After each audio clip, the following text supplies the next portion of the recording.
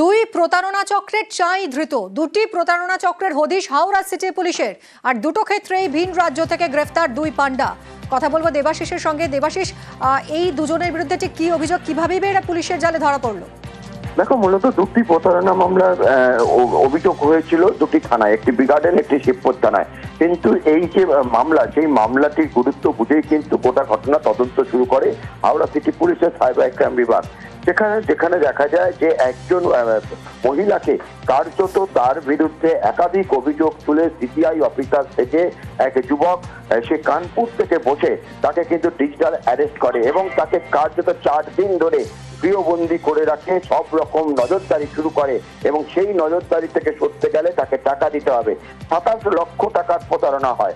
অন্যদিকে investment scam নামে একটি স্ক্যাম রয়েছে, যেখানে আপনি টাকা জমা করলে সেখানে বহু ইন্টারেস্টে টাকা আপনি ফেরত পাবেন, এরকম একটি স্ক্যাম। সেখানে 39 লক্ষ টাকা স্ক্যাম হয় শিবপুরের এক বাসিন্দার কাছ থেকে।